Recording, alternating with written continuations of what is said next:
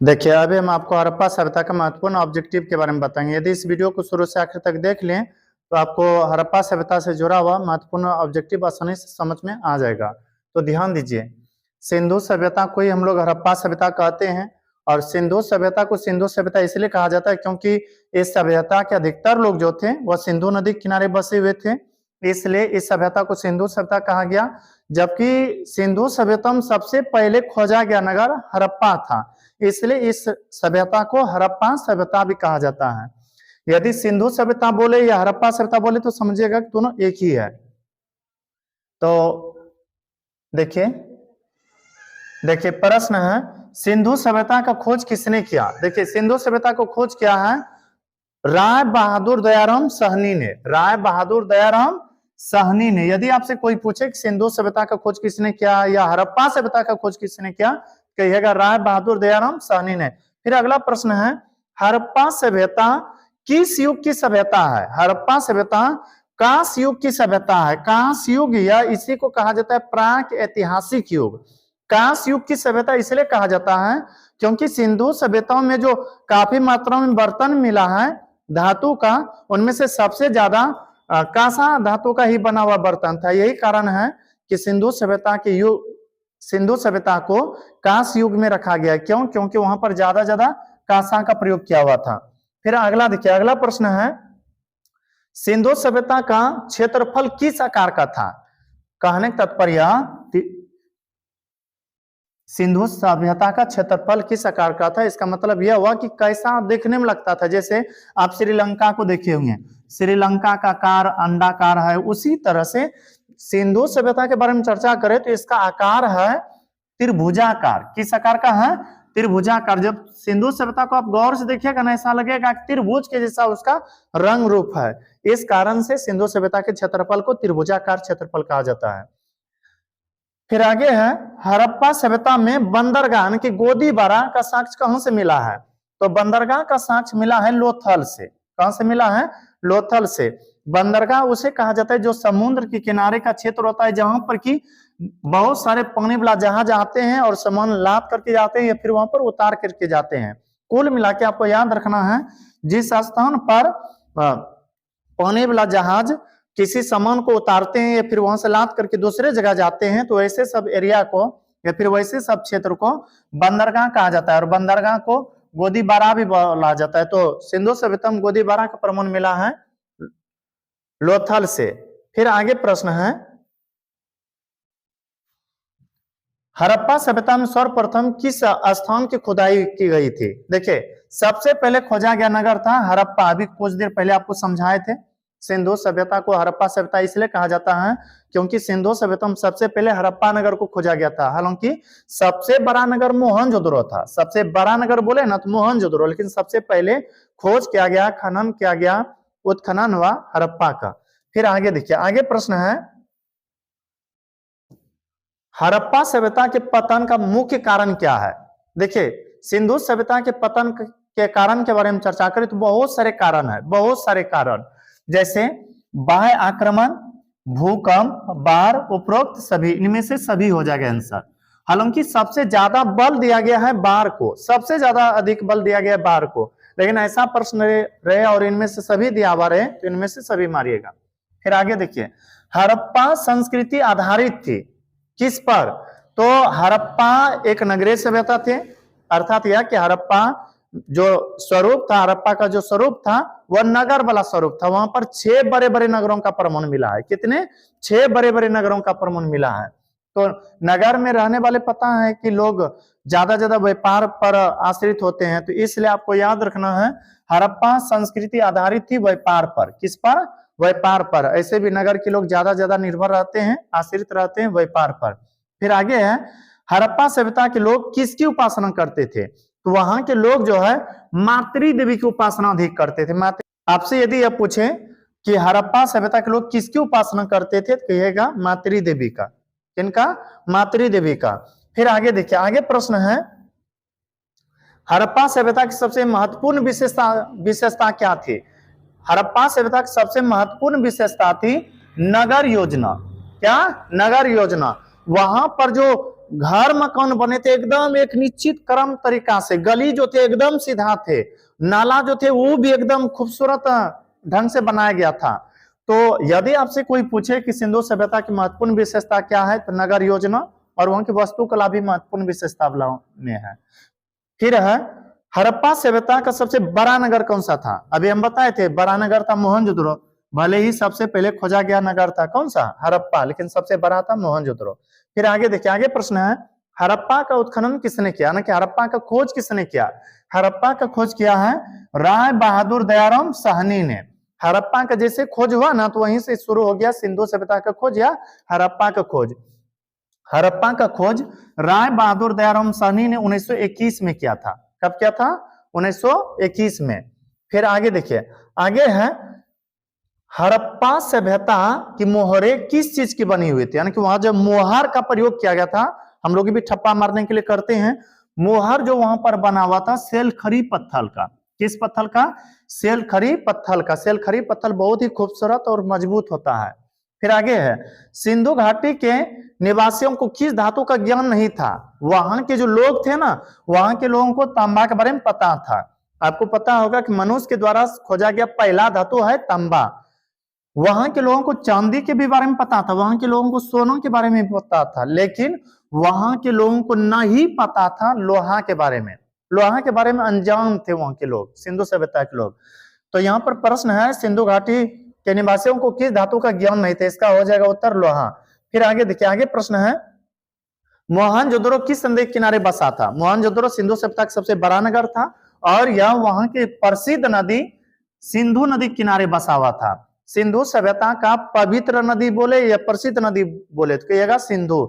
जैसे वर्तमान में भारत का प्रसिद्ध नदी या फिर भारत का पवित्र नदी, एक तरह से गंगा हो जाता है, उसी तरह से मोहनजोदड़ो के बारे में यदि पूछे या सिंधु सभ्यता के बारे में पूछे कि वहां का पवित्र नदी कौन सा है, कहिएगा सिंधु। फिर आगे है सिंध का बाग किसे कहा जाता है? तो सिंध का बाग कहा जाता था मोहनजोदड़ो को। सिंध का बाग यानी कि सिंधु सभ्यता का एक तरह से बगीचा वाला क्षेत्र किसे कहा जाता था? मोहनजोदड़ो को। फिर आगे है सिंधु वासियों के प्रमुख देवता कौन थे? सिंधु वासी जो मुख्य रूप से पूजते थे पशुपति महादेव अर्थात शिव जी की आराधना वहां पर ज्यादा करते थे। ऐसा इसलिए कहा जाता है क्योंकि वहां पर बहुत सारे मोहर जो मिला है, मन के जो मिला है, उसमें पशुपति महादेव का ज्यादा इमेज है। फिर आगे है सिंधु सभ्यता के किस स्थान का शाब्दिक अर्थ मृतकों का टीला होता है? तो मोहनजोदड़ो। मोहनजोदड़ो एक सिंधी भाषा का शब्द है। मोहनजोदड़ो सिंधी भाषा का शब्द है जिसका अर्थ होता है मृतकों का टीला। और पता है मोहनजोदड़ो को मृतकों का टीला इसलिए कहा जाता है क्योंकि मोहनजोदड़ो की भूमि पर बहुत सारे लोगों का मरा हुआ प्रमाण मिला है, वहां पर बहुत सारे अस्थि मिला है, इसलिए इसे कहा जाता है मृतकों का टीला। और मोहनजोदड़ो यदि बोले तो कहिएगा मृतकों का टीला, या मृतकों का टीला बोले तो कहिएगा मोहनजोदड़ो।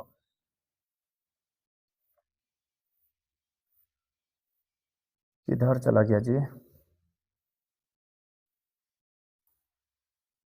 देखिए अगला प्रश्न है कालीबंगन का शाब्दिक अर्थ क्या होता है? तो कालीबंगन का शाब्दिक अर्थ होता है काले रंग की चूड़ियां, काले रंग का दुपट्टा, ये गलत है। काले रंग का बगीचा, ये भी गलत है। काले रंग का हिरन, ये भी गलत। काले रंग की चूड़ियां, कालीबंगन का शाब्दिक अर्थ होता है काले रंग की चूड़ियां।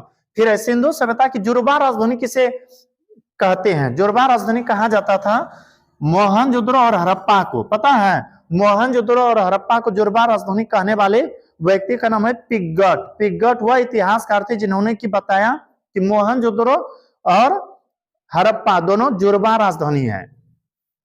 फिर आगे देखिए, आगे है मोहनजोदड़ो की खोज किसने किया? मोहनजोदड़ो का खोज किया है रखाल दास बनर्जी ने, यानी कि आर डी बनर्जी भी इसे कहा जाता है।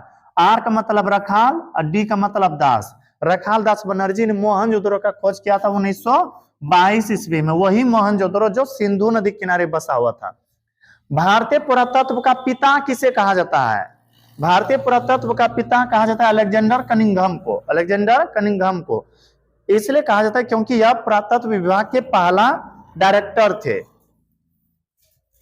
फिर आगे है सिंधु सभ्यता में नर्तकी की मूर्ति कहां से मिला है? ना कि सिंधु सभ्यता का जो एक मोहनजोदड़ो नगर था वहां पर नृत्य करते हुए कांसे की मूर्ति मिला है। तो यदि आपसे पूछे कि सिंधु सभ्यता में नर्तकी की मूर्ति कहां से मिला है तो कहिएगा मोहनजोदड़ो से। फिर आगे है चहुंदरो उत्पादन केंद्र था। चहुंदरो में मनके बनने का कारखाना था। मनकी जिसको कि आधुनिक समय में हम लोग पैसा सब कहते हैं, चहुंदरो में क्या बनने का कारखाना था? सॉरी मोहर में मार दिए, मनके बनने का कारखाना था। मनके इधर है जी, ऑप्शन ए में था मोहर, बी में है मनका बनने का कारखाना। मनका जिसको कि आधुनिक समय में हम लोग रुपया पैसा कहते हैं। ऐसे मनके बनने का कारखाना सिंधु सभ्यता में 2 जगह पर था, एक लोथल में था और दूसरा चहुंदरो में था। तो यदि आपसे पूछे कि चहुंदरो उत्पादक केंद्र था, कहिएगा मनके बनने का। फिर है तौलने की इकाई के रूप में सिंधुवासी किस अंक का या उसके गुणक का व्यवहार करते थे? यदि आपसे यह पूछे कि सिंधु सभ्यता में तौल का अनुपात क्या है, कहिएगा 16 के अनुपात। क्या? 16 का अनुपात। वहां के लोग जो माप तौल के लिए यूज करते थे 16 के अनुपात में। जैसे हम लोग कहीं भी कुछ बेचते हैं तो कहते हैं कितना केजी लीजिएगा, 1 किलो 2 किलो केजी में चलते हैं, तो वहां पर 16 के अनुपात में माप तौल था। फिर आगे देखिए, आगे है सिंधु घाटी सभ्यता में विशाल स्नानागार का अवशेष कहां से मिला है? तो विशाल स्नानागार का अवशेष मिला है मोहनजोदड़ो से। कई इतिहासकार कहते हैं कि यहाँ पर सरकारी स्नानागार होगा जहां पर बहुत सारे लोग आते होंगे दूर दूर से चल करके स्नान करने के लिए। तो सबसे भयंकर या विशाल स्नानागार मिला है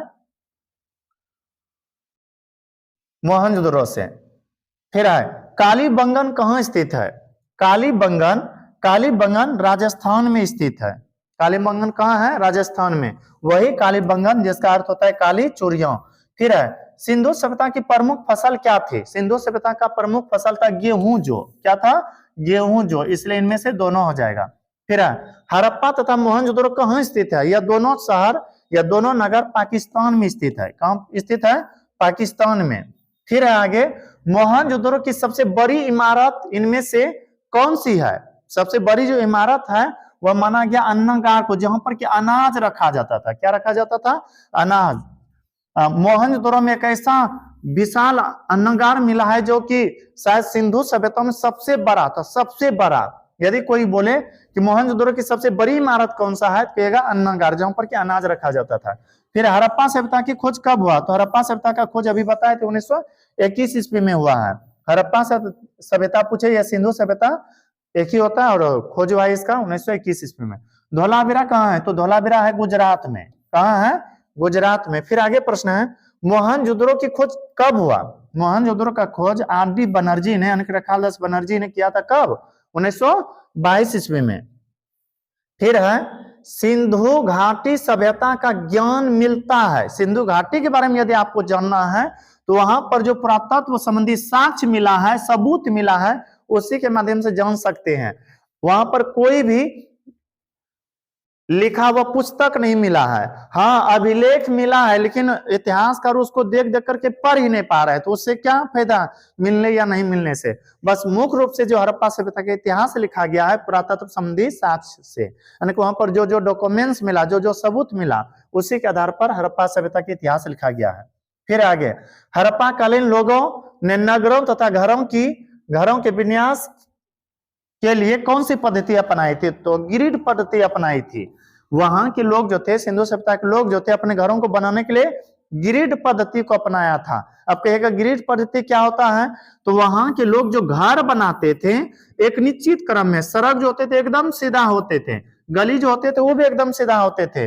वहां के लोग सिर्फ लोथल को छोड़ करके अपने घरों की दरवाजे व खिड़की घर के पिछवाड़ों में खोलते थे। नाला का भी एक समुचित व्यवस्था किया हुआ था। तो इस सब पद्धति को ही कहा जाता है ग्रिड पद्धति। अब इसके आगे नहीं है। अब मिलते हैं किसी अगला वीडियो में। लेकिन यदि यह वीडियो आपको अच्छा लगा हो तो हमारे वीडियो को लाइक करें, और यदि अभी तक हमारे चैनल को सब्सक्राइब नहीं किया है तो कर ले, ताकि जो भी इस तरह से वीडियो हम अपलोड करें वह आप तक जल्दी से पहुंच सके। हाँ, और एक बात, यदि आप लॉन्ग वाला वीडियो नहीं देखे हैं जिसमें कि बारी बारी से सब नगर के बारे में बताए हैं, तो उस वीडियो को जाकर के देख ले, प्ले लिस्ट में आखिरी में होगा। और जब उसको आप देखिएगा तो आपको बहुत अच्छा से हड़प्पा सभ्यता के हर एक नगर के बारे में समझ में आ जाएगा। तो ठीक है, अब मिलते हैं किसी अगला वीडियो में।